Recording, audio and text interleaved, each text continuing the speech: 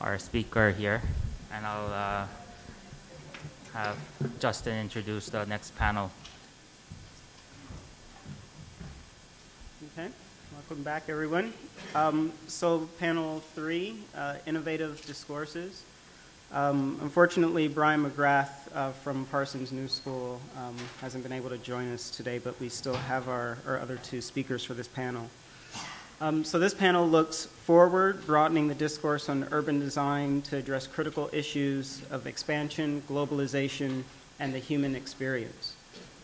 Each of the speakers will question current conceptions of the city, examining urbanism through their interdisciplinary lenses. María Durán Calisto will speak on the global environment, and Gia Wolf will speak on the human experience and perception. Mojdeh regularly challenged the status quo and sought for innovation. This panel asks us to imagine innovative futures put forward by some of the critical thinkers in their vast global network that Mojdeh helped to assemble.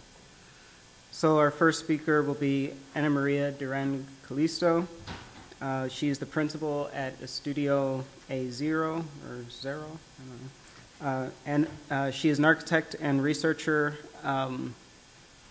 in Ecuador. She was most recently a Loeb Fellow at Harvard University's GSD, and she teaches architecture at the Universidad Católica del Ecuador. She has taught studios with Mojdeh in the urban design program at Columbia in the past. Then we'll have Gia Wolf, who is an assistant professor at the Cooper Union and a visiting professor at the Pratt Institute. She's also, in general, a important design collaborator.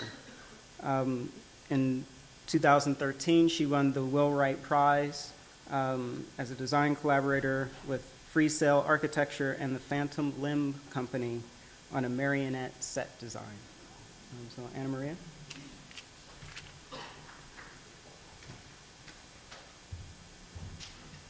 Thank you, Dongsei, and thanks everybody that put this together. I think Mojdeh must be really pleased with what you've done. Generally, I talk a lot, and some of my friends can attest to that. But today I have chosen not to speak at all. And for one reason is because I'm too emotional, and I don't think I will be able to. So the way I chose to design the presentation is in a way that you can read it, and maybe then afterwards at the panel we can discuss some of the very, very brief ideas. But this is mainly about Mojdeh and about her legacy. I really wanted this to be about her, not about me, not about my ideas or anything that I could call mine really, but about what she gave me in our interactions. So where do I start? Okay. So I'm just going to be giving you enough time to go through these and until the end.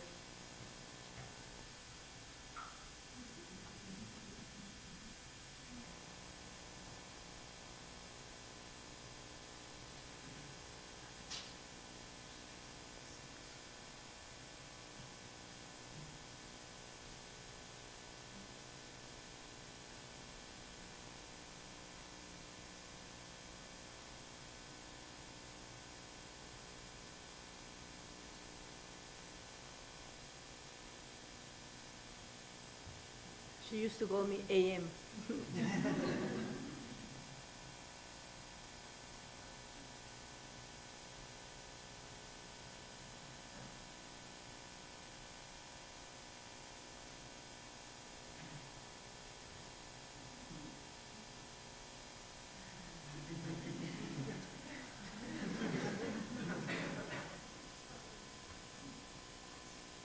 Oh, sorry.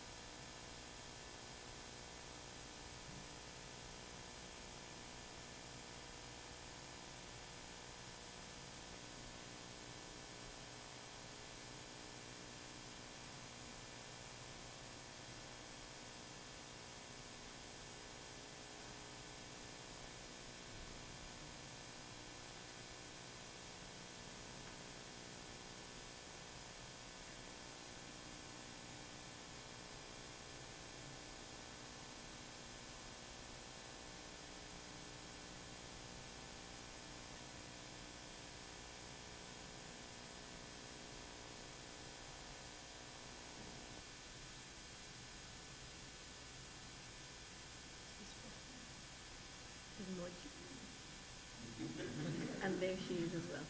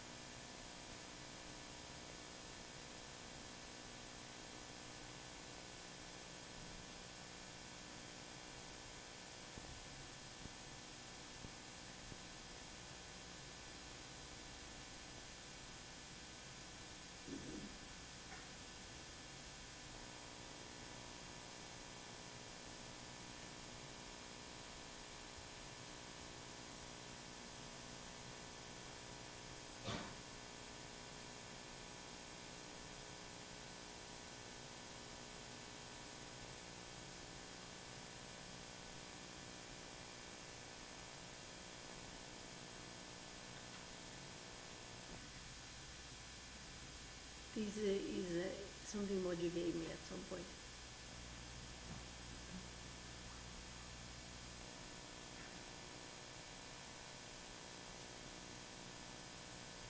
Thank you.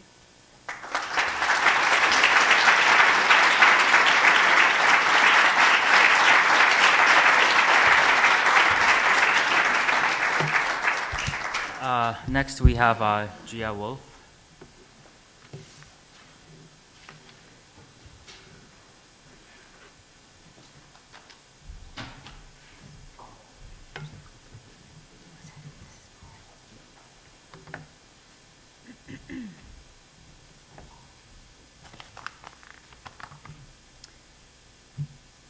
Mojdeh taught me how to break down walls in order to look more horizontally, to see the world as an intricate connection of related parts.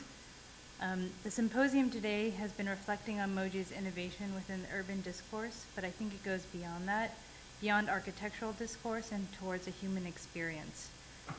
Over the years that I knew Mojdeh, she continuously challenged preconceptions between students and teachers, architecture and urbanism, idea and action. At the core of these relationships, and what I feel Mojdeh has taught me, is the importance of design from the human perspective.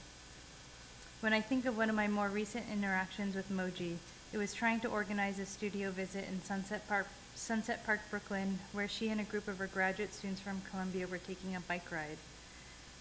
One might ask, what is a group of students doing riding around the city on bikes? For Mojdeh, it's simple. It's about direct learning. It's about inserting yourself in the complexities of the problem and learning through experience.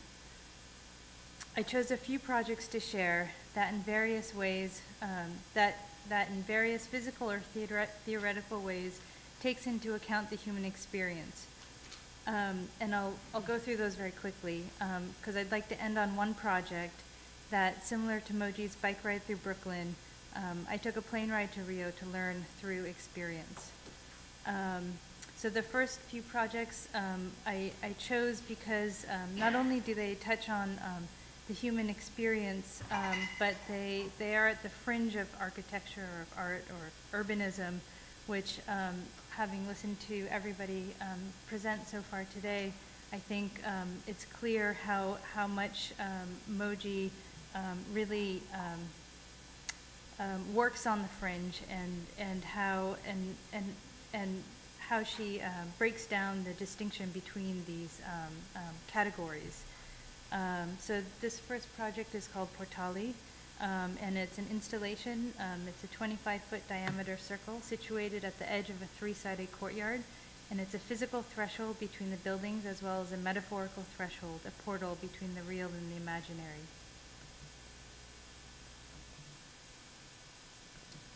This next project is called Fire Signs, and historically the lighted advertisements of Times Square were called fire signs. Their lights are so entrancing that they draw us in, painting us with their colors. Playing with ideas of scale and form, this proposal uses simple dynamic words to create a temporary new spectacle for Broadway. Painting street surfaces to read as abstract shapes from the ground and dynamic words from the buildings above.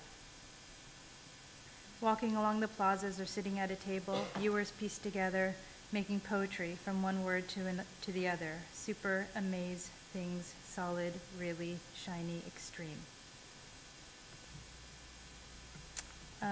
This is an exhibition that I worked on while working at Estudio, and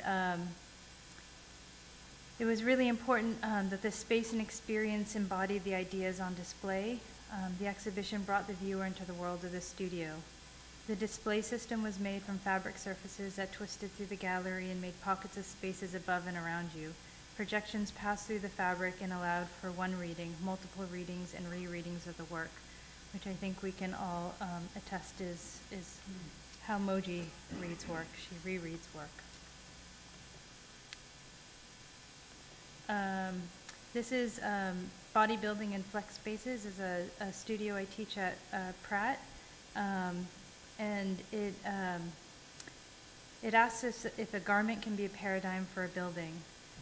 I asked the students to approach their analysis of the city synesthetically, to unlock a way of looking, not necessarily with your eyes. Through this, students made discoveries that they would not have seen had they not been looking this way. And again, this is how I think Moji looks at things, through all the senses. So, let me go forward.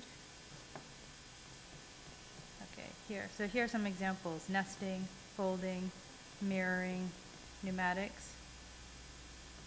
And this is a project from last year from the Next Wave Festival at BAM. It's called 69 Degrees South. And I work with the Phantom Limb Company, which is a theater group, and I work with their I work on their set designs with them. I'm incredibly drawn to this work because I think of it as dress rehearsals for architecture. Again, really on the fringe of architecture. Marionettes provide an exciting opportunity to play with scale as it directly relates to the human body, and the temporality of theater also allows for experimentation and mobility. Here, the iceberg sets were made out of Tyvek with aluminum and steel armature that allows them to expand to a three-dimensional landscape and collapse into a two-dimensional topographic drawing. And this is the project that I really wanted to talk about today. It's called Floating City, the community-based architecture of parade floats. So this is the Wheelwright project, and I just got back from my first trip from Rio, so these are all new images, and I'm really excited to share them with you guys today. And I think the experience of going to Rio and just trying to unpack what the project is beyond the abstract on a piece of paper most reminds me of Moji's style of teaching and really being in the problem and experiencing it to try to understand it.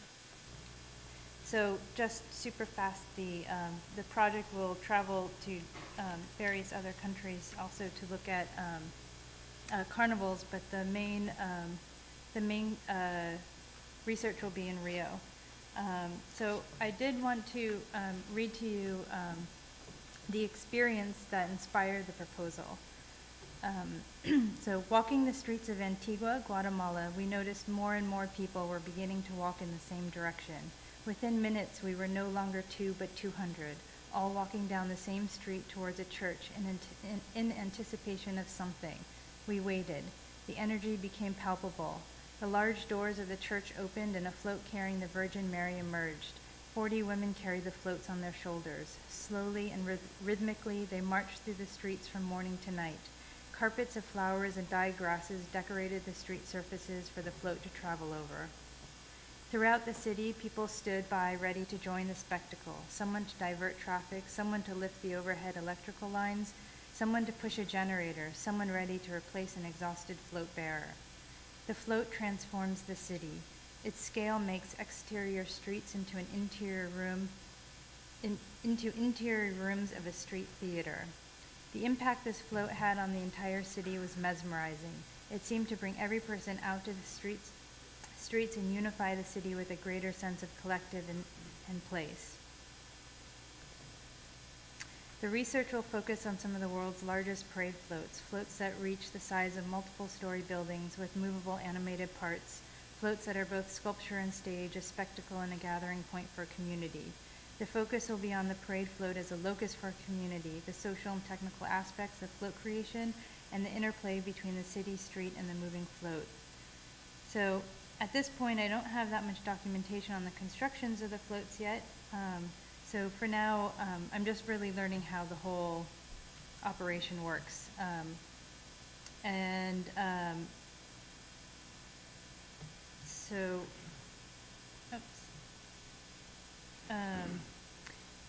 But as you look at the following images and the many people involved, it's incredible just to study the lines of their faces and know who is making an artistic contribution. So the documentation of the research is really just the documentation, or the documentation of the trip that I'm showing you now is really more of an overview of the community and understanding what's behind the making and the creation of these floats. So this is Samba City, Cidade de Samba. It's where the top tier schools construct their floats, and I'll show you what goes on inside a little bit later. This is one of the poor school hangars, again. And this is someone named Alex, who's a Heimomo, which is the king of carnival. And he was king for 10 years, which is a huge honor. You're given the key to the city from the mayor. Coincidentally, he's also an architect. He helped explain a lot about the operation of the schools and the politics of the city. And he took me to see the interior of one of the poor schools, which is a bit like a graveyard, but the poor schools take parts from the more expensive or the richer schools' floats, and they recreate new floats out of them. This is someone named Bruno, who's the director of the Mangueira School. And the Mangueira School is one of the oldest schools one of the oldest Samba schools. And he took us, instead of taking us to where the floats are made, he took us to his community center, which is the Villa Olímpica de Mangueira, and it happens to be an UNESCO site as well. It's originally built as a sport facility to help the impoverished community, but now it encompasses much more programs than that. It also has a health facility and schools, and this is just showing the kind of larger building in the middle is the Villa Olímpica, and it's at the foothill of the favela, the Mangueira favela. This is their athletic facility, one of them. They also have a trade school there, so this is part of the electrical class, their plumbing class, their beauty class. And this is the great Falconi from the Portela School, and he took me through the entire workings of the inside of his hangar. It's one of the top tier Samba schools. So here you can see that the floats begin out of steel. And often they begin, the steel is welded as extensions off of a truck chassis. Then wood is applied, and then foam is applied. And this particular float is going to be 42 meters long. This image is just to give you a sense of scale. You can see how huge the steel work is behind us. They're really, really big. I mean, they're the size of buildings, which is really incredible. And I also learned that the floats need an architect's stamp or an engineer's stamp, which was new for me to find that out. Although I have not yet been able to get a hold of any drawings because it's a bit secretive at the moment. This is a creative director of Portela. Here are some of his drawings. And here's an artistic renderer and detail of his drawings. And this is one of the head of the weaving department at Portela. And he was happy to share with me that he learned his craft from his father, and his father learned it from his father, and now he's passing the tradition down to other craftsmen at the school. And these are some women working in the costume department. And here are some prototypes of the costumes. And here's me wearing a piece of the costume, and again, just immersing myself into the project and feeling the weight of the costume is equally as important. So in the spirit of the project, and I think the spirit of Moji, who we were just talking about, like how much energy she had and how she never ever said she was tired, and I think I'm going to end on a clip from a film produced by Keith Latute and Jarvis Agnelli, which I think shows the spirit of Carnival, and in some ways is also, as equal a spirit as Moji. Oop. How do I play?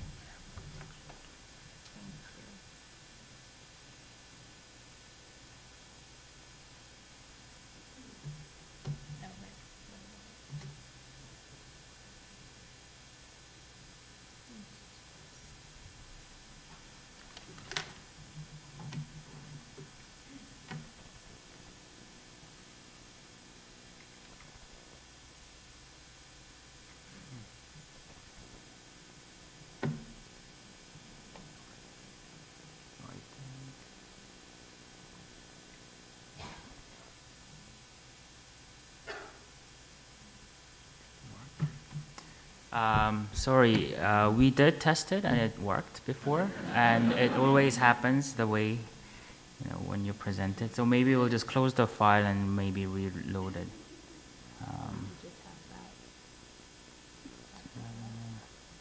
Don't. Let me just go back to it.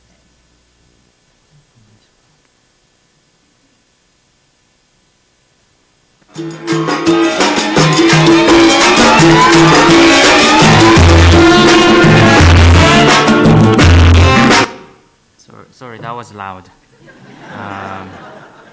It's short. That's the energy of Moji.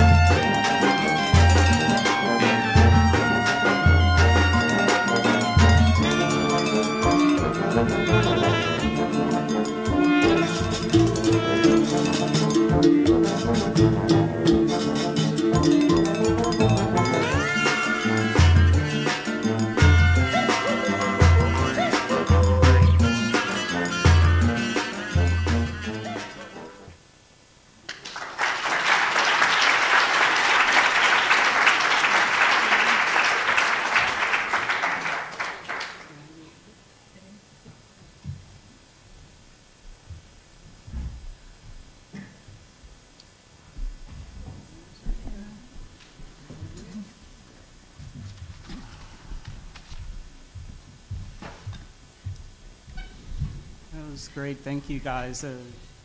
Something I sort of capture from Gia's presentation, the father that learned the weaving from his father and is teaching it to his son. I think that's kind of exactly what we're looking to do here that Mojdeh did for so many of us, and our weaving is the weaving of cities and from the global realm to the human experience. So it's really great to kind of share that work. You know, kind of the idea of traveling and practicing your work is something that, you know, you're constantly reinventing yourself and rediscovering. Could both of you sort of share a little bit of kind of the discoveries that you shared with Mojdeh kind of directly kind of in your work or experiences?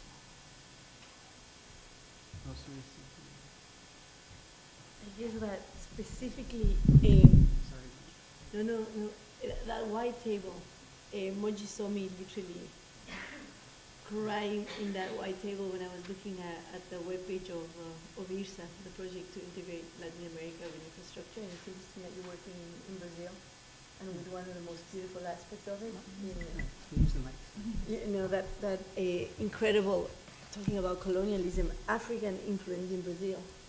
Without Angola, that carnival probably wouldn't exist. And the reason why I found it so disturbing when I read about the IRSA webpage, about the IRSA project that is actually a Brazilian project to integrate the continent, what disturbed me is that it was driven evidently by colonial forces to extract raw materials in South America. And my question was, how do we change this, Mojdeh? Is there a way to fight such huge forces, such huge global vectors that are affecting our territory in very significant, tangible ways through mining? I'm not against mining as a concept, but I am against mining for other nations to develop while we continue to perpetuate the social disparities in Latin America, which are pretty evident and which are rooted in that initial, you know, that triggering point of an encounter which was beautiful, but at the same time it created a spirit of domination in Latin America, and I think that Africa continues also to suffer from that, unlike Asia, which has managed to emerge. But yes, that happened to me while I was with Mojdeh, that, you know, that revelation. And I think it had a lot to do with her influence, her conversations, the kind of conversations we had at the studio here at Columbia. I remember that the group that was studying at the time was looking, for example, at the way tech companies in the US were extracting water from the aquifers in Bolivia because it was the purest. And Mojdeh would be able to make, when I talk about her ability to unveil patterns, you know, it's global patterns, to make those connections of how that need for purified water in a technological company in, I don't know, Texas, was completely upsetting a territory in Bolivia. And for me, that was like a huge revelation. I could never look at the territory in the same way, nor at our work, nor at anything, really.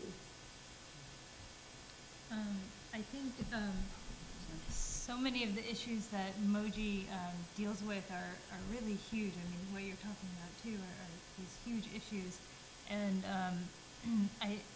I think one of the amazing aspects that Mojdeh's been able to do and taught me, and I'm sure taught many of you, is not to be intimidated by the kind of massiveness of them, but that you can access it and you can figure out a way to tap into it, literally just sort of one step at a time. You know, and I think the idea, for me, really this idea that these students were writing around Sunset Park, which is really kind of a little bit of a rough area, especially where they were writing around, to just to try to access a kind of possibility or a small thing about it, like placing yourself into that, really resonates with me. And approaching this trip to Rio, I mean, it was an idea, and I didn't have any connections, and I just started writing people. But I knew that once I was there, and I met one person, I could meet another person, and slowly unpack, you know, this huge project, actually. I think one of the things that was very true about Moji is that she had the ability to identify early on issues that were becoming topics in the news and that would get a lot of attention and sort of analysis. And I think some of the studios actually kind of led the way in some of those discussions. The E series studio that started out as kind of E1 and then E2 and E3 and E4, energy and ecology and all of these different things that got rolled in together. The waste studio, I think, is an example of the same kind of thing. I think that one of the things that she also kind of fostered was a sort of non-traditional way of influencing those issues, and I think that the presentations that you both made show ways in which people who are trained as urban designers can come at issues in a way that's not just about physical infrastructure. And so, given that, I'm very curious to hear from each of you, given that Moji was sort of great about forecasting, and we've talked a lot about, in the course of the panels today, about sort of inheriting from her the role of the educator and sort of needing to be the next generation of educators. What do you see as issues that are on the horizon that may not be getting enough coverage right now? And how do you see influencing them, either in traditional or non-traditional ways? Tough question. Yeah. You have 60 seconds to respond. Sorry, I don't know if I can answer this in terms of some of the let's say more profound issues that Moji has dealt with in her career, but I'm a new teacher, last couple of years, and I think that that's one area that I would say is there needs to be a shift in education, how education is being taught and how students receive information or how they make information or how they design. I think that would be an area that I would say could use some attention, and I think Moji has already started that conversation in how somebody had mentioned that there was like 99 critics to 100 students, and I've been one of those 99 critics. I've also been one of those 100 students, and I've participated in many of Moji's classes in all sorts of different ways, and I do remember every time I went, it was a different format. There was the science fair, there was it was always a different format, and that's something that has informed my teaching too. I do always try to change it up a little bit, but I think that it needs to go to the next level, probably. Is that I would say more in terms of the materials that we use, besides waste. I think we will have to shift towards the bio, literally life-based objects. I think that the mineral era is about to end. In 70 years, maybe 80. And so how do you anticipate addressing that in your work? It's still difficult, but I think that trying to use, I guess scientists do this better than us, but trying to use organisms as building blocks. I think we need to look at bees a little bit more, and anything living that becomes building blocks somehow. But it's something very vague in my mind still. And how would you couple that given increasingly limited resources and the need to sort of draw on those resources to keep biological systems going? Yeah, I think that the resources that are being depleted are the non-renewable ones. Yeah. So that's why I see a shift coming, because those are about. Unless we go to Mars, which they're already planning to go, to colonize other planets to be able to extract minerals there. But I do feel that besides garbage, which is becoming, the garbage dumps are becoming the mines of the future. I think that organic materials are going to become more and more and more important. That's maybe why I'm so interested in the Amazon, and more so as it becomes a more and more strategic geography in the planet. precisely because everything there used to be made with organic materials. It was never a mineral culture. And I think that somehow we do need to look at those communities that have lived in an organic fashion, if you wish, from the life of the forest and not from the substrate to the depletion of it. And I was just kicking that the last studio that we did with Moji was titled The Learning Studio, right? So there was whenever something became like a paradigm, Moji found a way to kind of reject it, right? So the sustainability and green, you know, that was sort of the genesis of the E studios, because she saw the inherent problem with people going around talking about how sustainable everything was. The next paradigm that kind of came was the smart cities thing, right? So all the, you know, data makes the decisions, and IBM and large corporations figuring out how cities were going to be designed. You know, she sort of instantly kind of challenged that and said, you know, we shouldn't have smart cities, we should have learning cities, and kind of crowdsourced in the format of the studio different ways and different approaches for what's the next approach to that. So it's kind of a interesting thing to kind of hear the takes of how this is happening in kind of global context, right? The human experience, what are our resources for tomorrow, both kind of as, you know, global environment, but also, you know, people's interactions, you know, the kind of the pattern scene of watching that short animation. I think of just understanding how people interact and exchange differently is so much of kind of the potentials that we have as designers moving forward to learn our cities. I would say that's a great note to close on. Great. Thank you guys.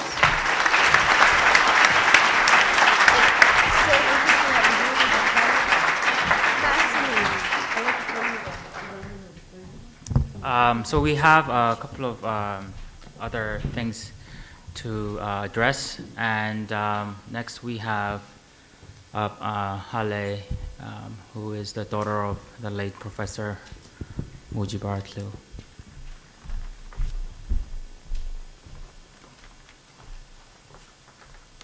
Hello. I just wanted to get up for a little bit and say first thank you to everybody.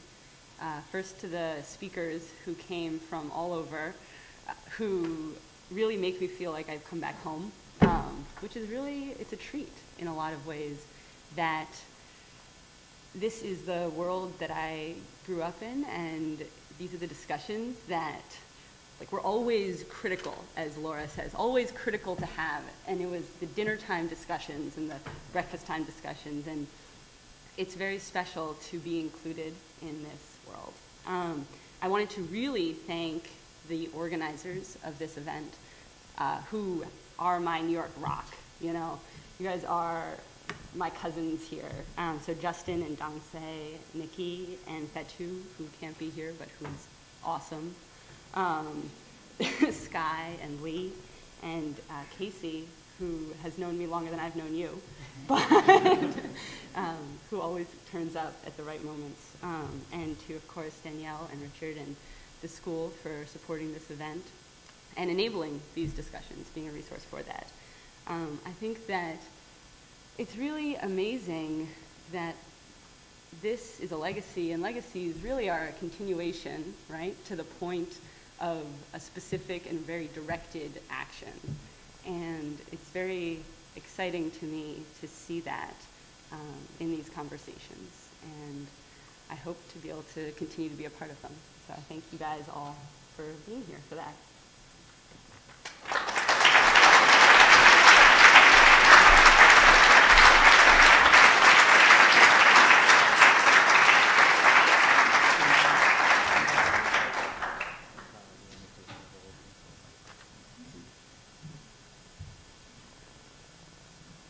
Okay.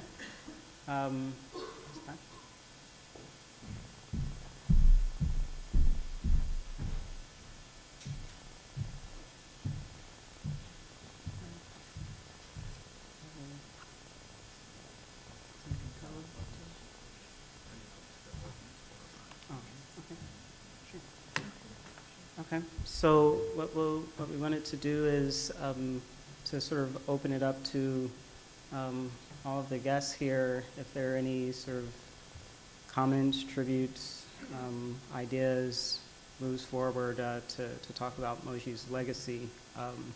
So we've got, a big crowd here, but we've got our TA here that will bring you a mic if there's anything that you wanted to share with the group, and we have a few moments for that. Anyone?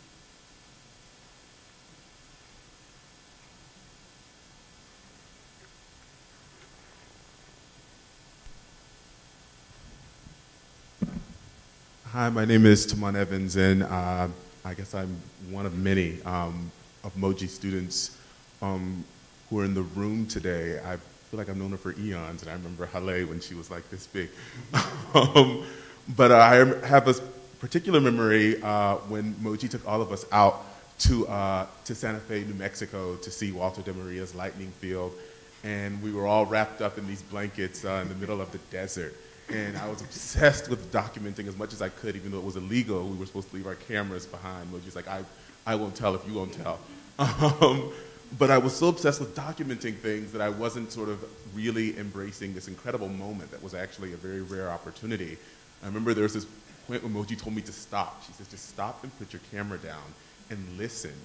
And it's one of those things that I think sort of resonates with me, and that I've sort of moved into my work and moves into the work that I do with my brother, and that I also, in sort of the principles that I teach my students, that sometimes you have to move behind the lens, you have to move from behind the screen, and simply immerse yourself in sort of that real, incredible, tactile, sort of haptic moment. And I feel that what I love from what we've had in the room today is that I feel like Mojdeh's voice continues to speak through all of us, and that it's a legacy that will continue to sort of move across boundaries, to move across nations. And so for me, that's incredibly heartwarming. I feel closer to her now, I believe, than ever before. So I just wanted to sort of add that to the incredible thoughts that have already been put forward today. Thanks. Thank you.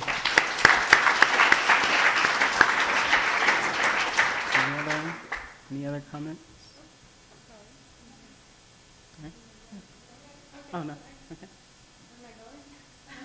No comments?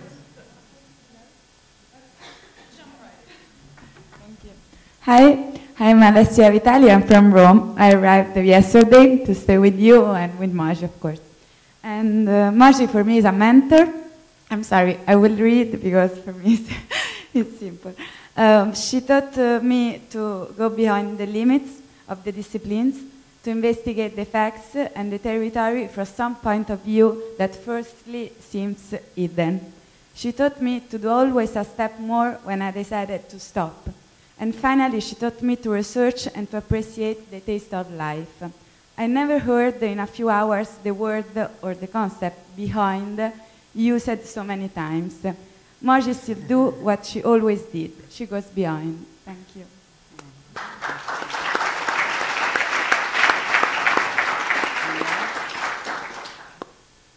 Any other comments?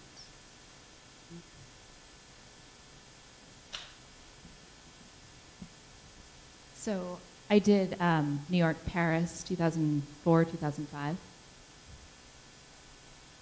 And I'm struck today by how similar all of our experiences are. So in the same way that I think Michelle shared the sculpture that she made, I have this very clear memory of cutting up a plastic bottle over my kitchen stove and melting the plastic pieces as part of this design project I did for her related to the Fulton Street Fish Market. So I guess we all have those experiences, and I didn't realize that until today.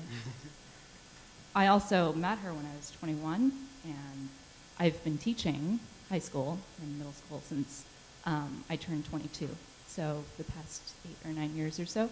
And I didn't realize until today how much of my own teaching is influenced by her.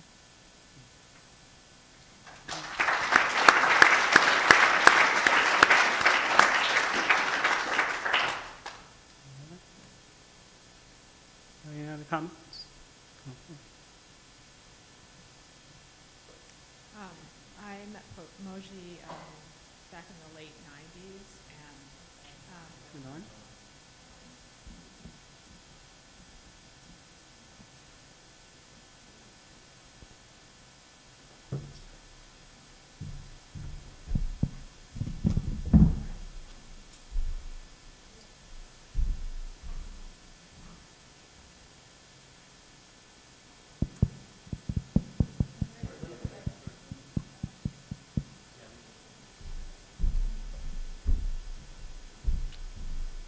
I'm Sonnet Meek. I came in from Ann Arbor, Michigan yesterday for this event, and I knew Mojdeh for quite a while. Like many of us, she was a long friend. She was a friend that you kept for a long time.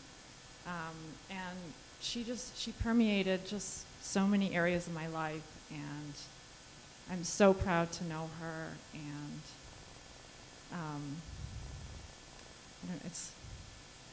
there's a lot to say about Mojdeh.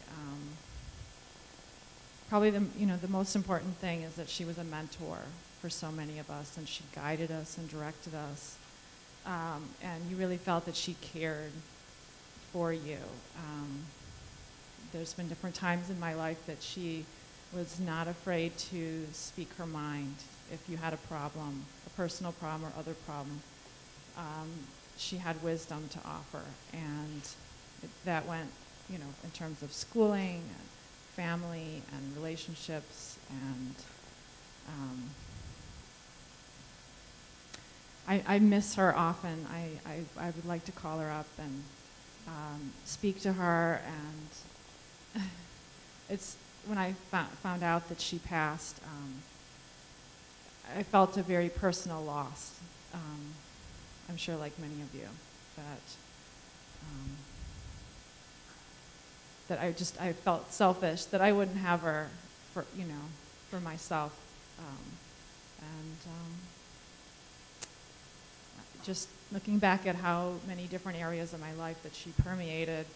I mean, she came to visit me at my cottage. She met with me to have dinner in New York. She guided me through a Parsons program, as well as the MARC program here. And my life just wouldn't be the same without her. And I'll truly miss her.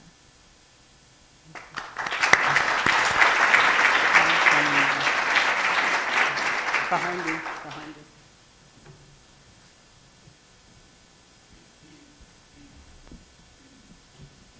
Hi, my name is Chris Torres, and I'm out here from Los Angeles. I was a student of Mojdeh's in 2007 in the New York-Paris program, and I could say that without a doubt, she was the single most important educator in my whole career as a student. And I wanted to share just a couple of reflections that I see kind of in everyone here. After going through her studio, I learned that the most important thing I got from it was how to be scrappy. And that's something that's been crucial for everything I've done since then. And I think I see that in everyone here, the ability to constantly be propelled forward by a passion. And I think a lot of us, that passion came from Mojdeh. And I just feel incredibly lucky and blessed to have had that experience. The other thing that I learned from her that she told me very early on, that as soon as I know how to do something well, to never do it again. And I'm like, but no, I just learned how to do this. And she's like, no, you don't get it. Like, you already know how to do that. Now you need to do something else. And it's really an honor to be in this room with so many people that are embodying that ethos and will carry her legacy on.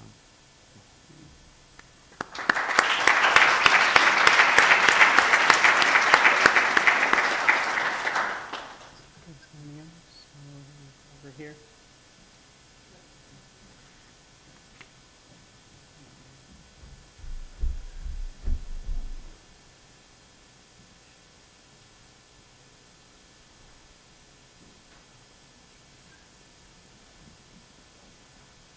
Hi everyone, this is Angela. I'm the one responsible for those little people diagrams. So I was lucky enough to be able to join this program first as a student. Graduated with just an award in 2004, and then later joined the teaching faculty with Mojdeh and everyone here. And I just wanted to share one kind of like a last personal encounter with Mojdeh. That it was one of the after one of those like 100 people review day, and Nadare and Mojdeh and I were just kind of didn't want to lose that energy from the whole day of a lot of constructive energy, you know, and criticism. So we just like decided to walk down on Broadway and kind of couldn't decide where to eat. But we were really hungry that time. But then like Moji was like, oh, let's just, you know, let's go here and there. It's like a very Moji thing, right? I couldn't decide where to go. And then so like by the time we were about like 72nd Street and just like, we're like, okay, so what are we gonna do? And then so she's like, why don't we just go to Lincoln Center? And we're like, okay, sure, and let's see what's going on. And then so we just, you know, like a very spontaneous move, and then we went to see a beautiful show at the New York Ballet. And they were just, you know, and I think that moment was just really nice, that kind of, it just happened, you know, and blossomed like with a lot of great like art and energy together. And when we walk out the building, it was pouring, and Moji was just like, oh no, we didn't like bring the like umbrella or anything. So we were just standing by the building and then saw like all the young dancers came out, and she was just like, oh, look at those young boys. It's just like, I wish Hella was here to see, you know? It was just like, it's like, oh, those long legs and stuff, you know? And then we're like, okay, so what, like we didn't want to wait in line for a taxi, and so we just decided follow the flow and then just go into the rain. And I remember she was walking away in her silver shoes and kind of like tap dancing. And I think I still remember that moment. And I'm sorry. So I just wish she can keep on that energy and dancing. I'm sorry, because I just think that she wanted us to be all be here and remember all the greatness with her. And thank you. Thank you all.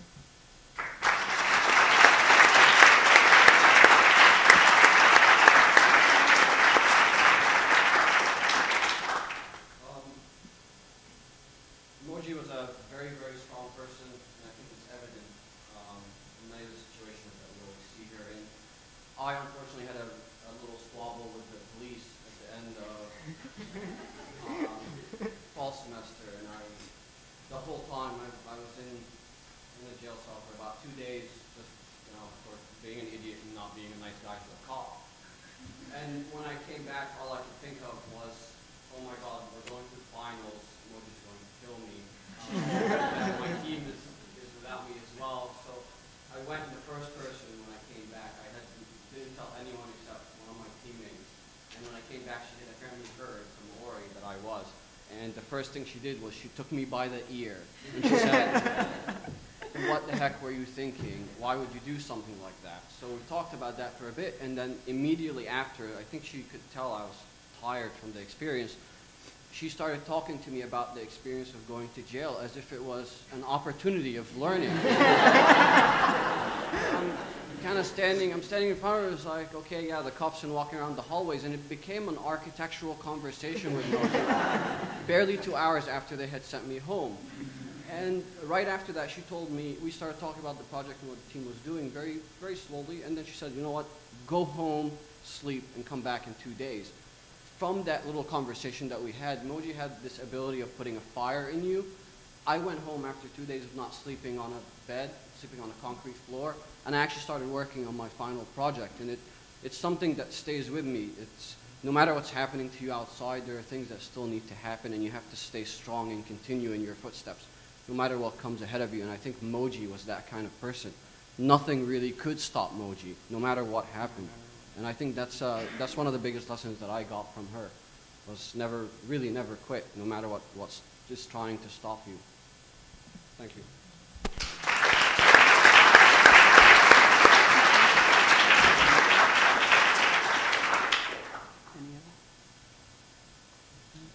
Okay, thank you everyone for sharing.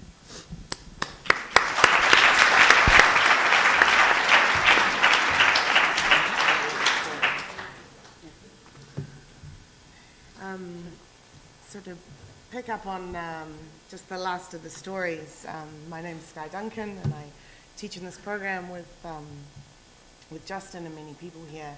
And I had the pleasure of first meeting Moji actually when she taught the Spring Studio when we traveled to Ecuador with María and Richard and somewhere in that great party we had on the boat that night, the picture you showed.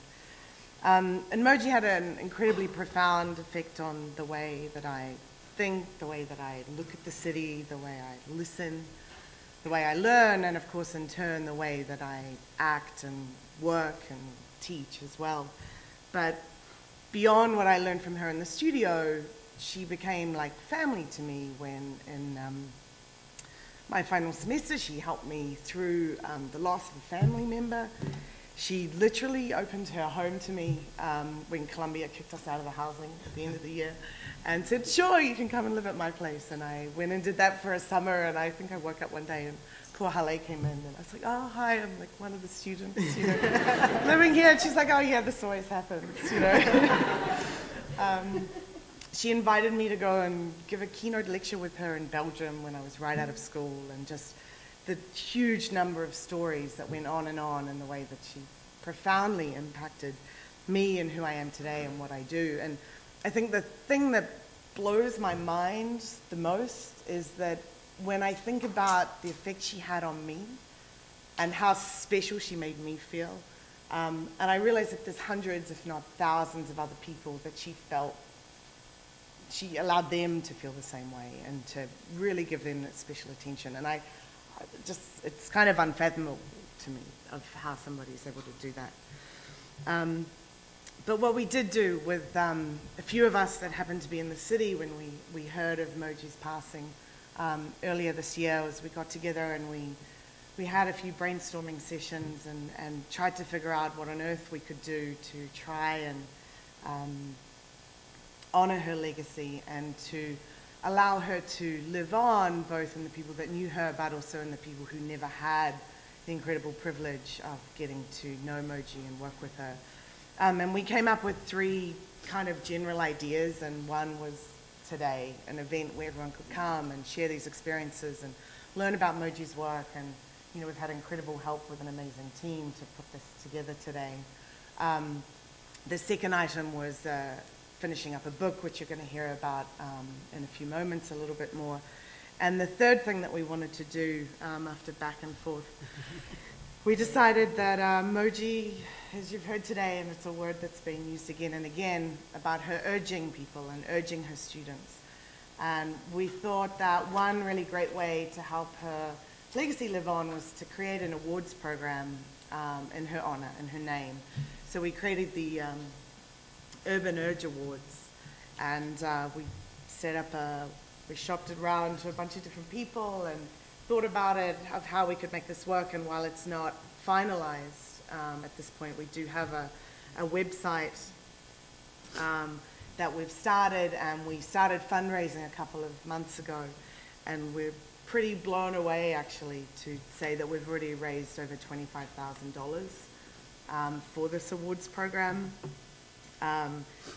We're still figuring out the details, but we want it to be a way that can honor students, graduates of the 3 primary schools that she taught at Columbia, obviously, at Michigan, and at Parsons, but also have something that's open to the larger community as well.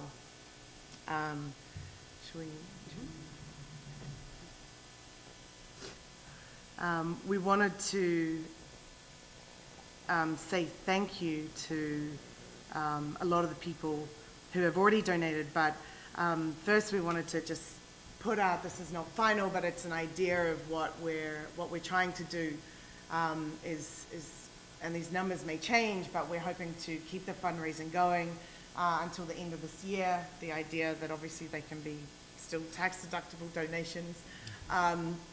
But ultimately then early next year we'll announce the judging committee, which Hale, Moji's daughter, is going to be a part of as well. But the idea is that we can reach out to graduates from the schools, but also to open community projects. And including young people from high schools. So we want school classes to be a part of it. So this is kind of a general structure. The idea is, just so you know, you'll be hearing more about it in the upcoming months, but we'll announce the award, we'll get applications in. And then the idea is that once we pick the winners, we'll have an award ceremony. And the idea is that part of this is an event similar to today, where a lot of these people can come back and reconnect with each other and talk about the ongoing impact that Moji can have on the community. We did just want to briefly put this up to say a huge, incredible thank you to all of the people that have already contributed to this, given that we're still figuring out the details, but we do promise to work towards making it a really wonderful program. So. Thank you.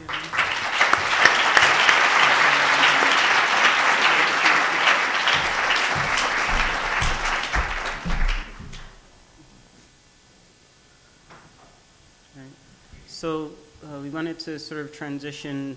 Again, we've got upstairs exhibition and a book launch for what was Moji's last publication,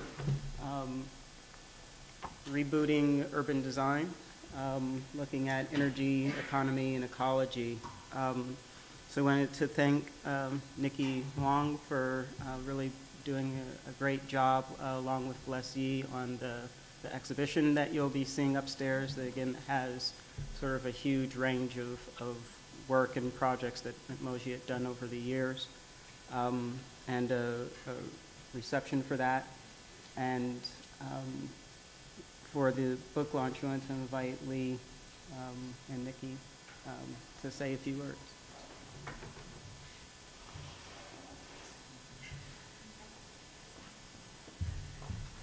Hi, I'm Nickie. I worked on the exhibition, and I also was a longtime student and collaborator with Moji. I wanted to read some of her own words. This is an excerpt from a text that she wrote describing a program that she created to teach architecture in the New York public school system to 4th and 5th grade students in 1986. The architecture program at Community School District 6 was conceived not as a training ground for future architects, nor as an exotic technical subject, but to educate the future decision makers of our society about the subject of architecture, an abstract yet tangible art form, a subject of study that speaks powerfully about common human factors such as space, shelter, and dreams, an art form concerned with our living environment. Our goal was not to teach each student what architecture is, but what architecture can and should be. So for me, having known her for a while now and worked with her, this text really speaks to me about her kind of fundamental optimism that was at the core of her teaching. And in always demanding more from our cities and our practitioners and from her students, she treated each design proposal as an appeal for a better future. Many people have talked today about some of her less conventional teaching methods. And in working on this exhibition and being exposed to her work from her 20-year teaching career, it was really clear to me that she treated the teaching and coordination of Estudio as a design exercise in and of itself. And the work of her students really illustrates that she invested her very best ideas in Estudio.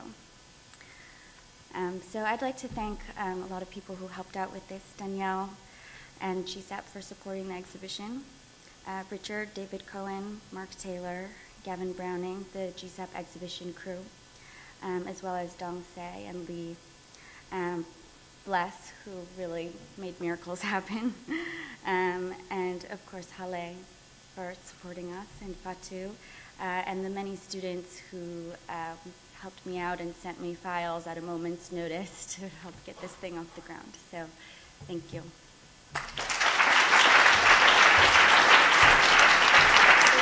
So I would like to just invite up Lee, Ashley, and Marielly, who has worked on the publication.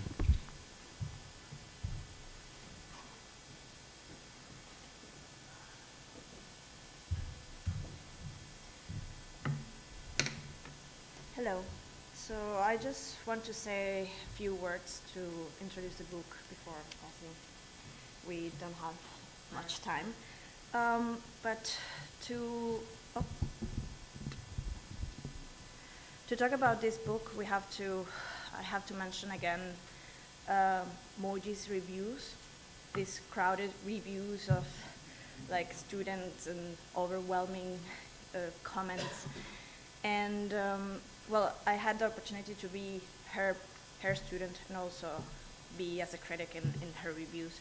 So when we started the conversations of what this book should be, was first the continuation of the great work that Nickie did with her. Sorry.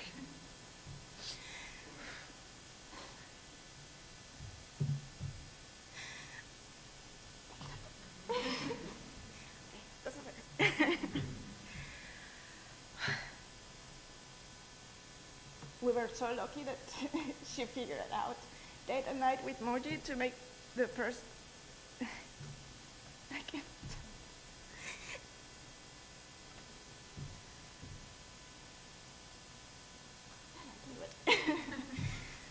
The first version of this book. So she wanted this book to continue being not only a catalog of projects in urban design, but a platform. So everybody can be here, students, professionals, everybody can be here.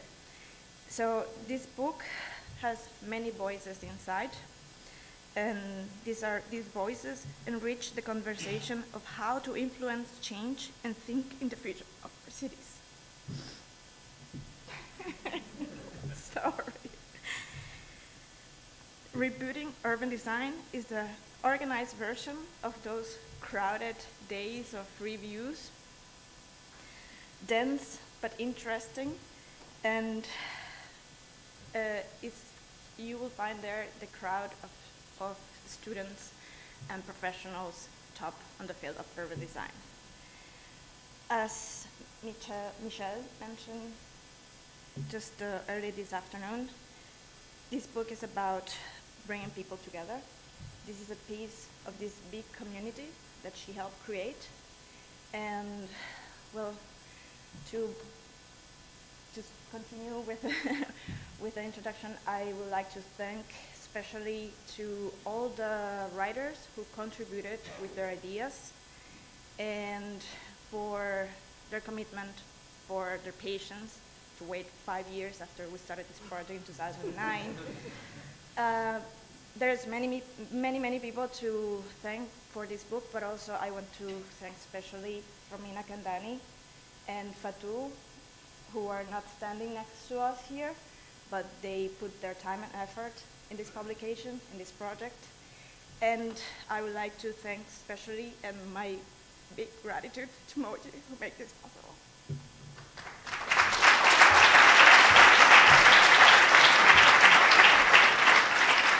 So just quickly, we all know that everything that Mojdeh did, that she was a part of, she was rigorous and passionate. This book is no different. The projects are amazing. The essays that were incorporated are on topic and brilliant. I'm really excited and I'm really honored to have been a part of this, and I'm really excited that we can finally share it with everybody.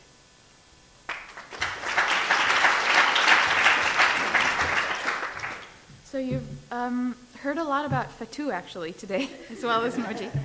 And I just wanted to take the opportunity and read a sentence that she wrote as the introduction to the section at the end of the book called Beyond the Studio, which I think sums it up really beautifully. She says, this book stands as irrefutable proof that through the work of her students, Mojdeh's impact continues to grow, her message continues to evolve, gaining momentum and moving beyond the studio. So I want to invite you to join us on the 4th floor for the exhibition.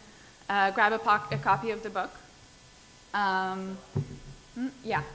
We have a little form that you can fill out your name and email address so that we can keep in touch. And finally, thank you all for coming. Anything else? Yeah, food and drinks.